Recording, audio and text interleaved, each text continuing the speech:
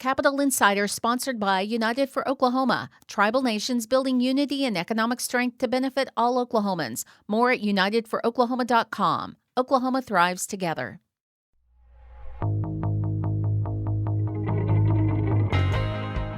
This is Capital Insider, taking you inside politics, policy, and government in Oklahoma.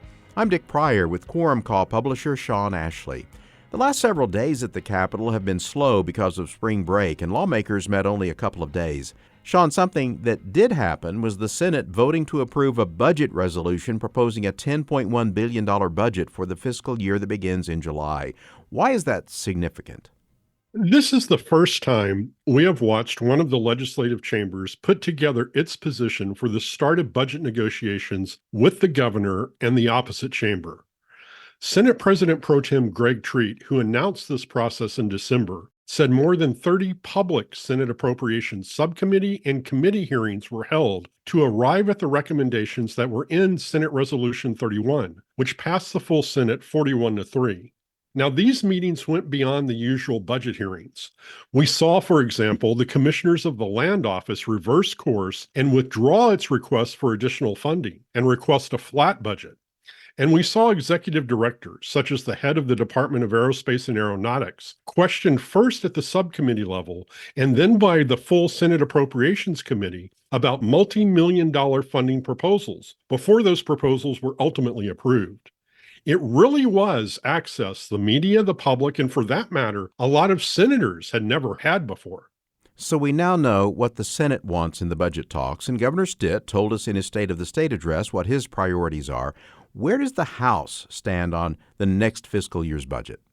That picture is not as clear. According to Treat, the House sent more than $3 billion of new tax credits and spending proposals to the Senate in bills that were approved before the March 14th deadline for measures to be heard in their chamber of origin.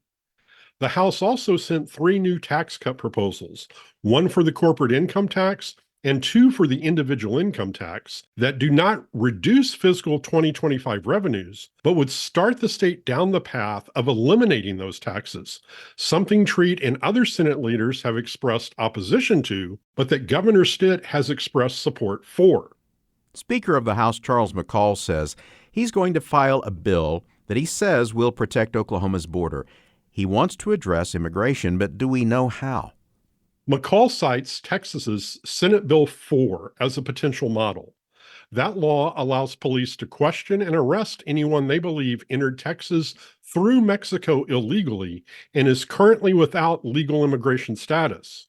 The Supreme Court ruled Tuesday that Texas could enforce that law, but a separate case working its way through the federal courts has the bill's implementation on hold. The bill filing period ended in January, so how is it that the Speaker of the House can file a new bill now? The House Speaker, as well as the Senate President Pro Tem, are permitted under House, Senate, and joint rules to file new bills at any time. That's not done often, but it has happened in the past. McCall also could shuck a bill in committee, that is, remove all the language from a Senate bill in this case, and replace it with his own new language. The House in recent years has shown a bit of an affinity for doing just that. Yeah, and that's another way that those particular positions are especially powerful. That's right.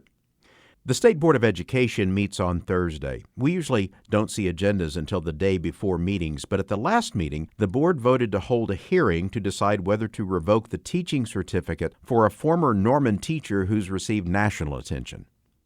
Superintendent of Public Instruction Ryan Walters accuses Summer Boimier of attempting to indoctrinate students in August of 2022 after she made available a QR code to the Brooklyn Public Library, which gives high school students electronic access to books, including so-called banned books.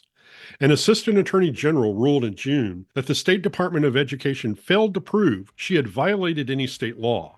It will be up to the board, which is yet to vote against anything proposed by Walters, to decide whether Boimier gets to retain her teaching certificate. Thank you, Sean. You're very welcome. You can find audio and transcripts at kgou.org and look for Capital Insider where you get podcasts. Until next time, with Sean Ashley, I'm Dick Pryor.